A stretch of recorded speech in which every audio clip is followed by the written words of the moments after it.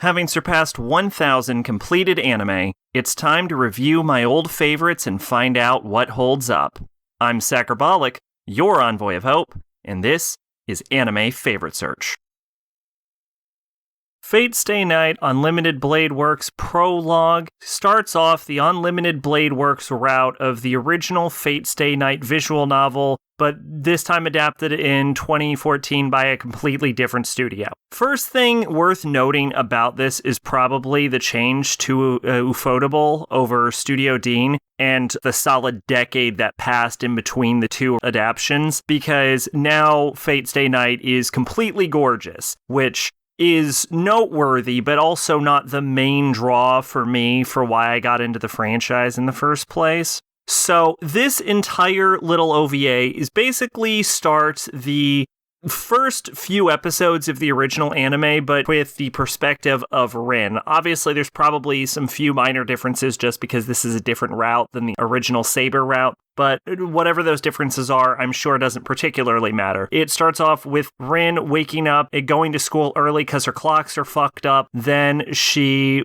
basically has a sort of slice of life moment, summons Archer, and then Archer gets into a fight with Lancer. And then at the end, we get to see Saber. Oh, and fucking Shiro dies, but that always happens. It's like the major catalyst for the entire series. So basically, it's the opening of Fate Stay Night, but this time we get to see from Rin's perspective, and we get to see a little bit more of expansion on her relationship with Archer, which may have been in the original anime also, but it was a lot less focused on than it is in this, and that's kind of important because this really is the sort of Archer-Rin route anyway.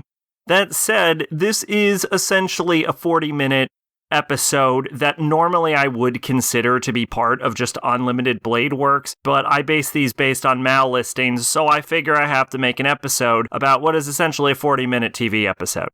Honestly, it's fine, it's a fair bit of setup, and it gets you used to at least two main characters, but it really doesn't do too much more than that. I think the best I can do is use this to ask a question that I'm sure there's an answer out there for, and I know someone knows it, but I certainly don't, because so often, mostly from Rin, you hear that the Saber is the most powerful class, whereas I don't understand why that is said, because from what I've heard, like, Caster Gilgamesh is supposed to be, like, the most powerful, or, like, Archer Heracles is supposed to be more powerful, so I don't know what makes the Saber class so inherently powerful that Rin just has to have a Saber. It might be tied to, like, the class abilities that certain servant classes supposedly have, like, Archers are really good at seeing things and stealth, so, like, maybe Sabers just have a general overall power boost, but it always seems like in the show, at least, that I've seen, the classes are more related to what noble phantasm the spirit is manifesting with, and then there's like minor bonuses, so I'm not sure what makes the sword so specifically useful, other than there's more legendary swords considered to have great power throughout history than any other weapon, but even that I'm not sure is historically accurate, because then I think Lancers would theoretically probably top out, because I can probably think of more busted-ass mythological lances than I can think of. Honestly, no, if you just go with India, there's probably even more busted-ass arrows than anything, so Archer would be the best class. I don't get it. I'm decided to use this review about what is essentially nothing happening for like an hour to question why Sabers are so cool.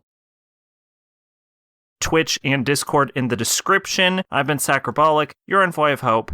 Bye-bye.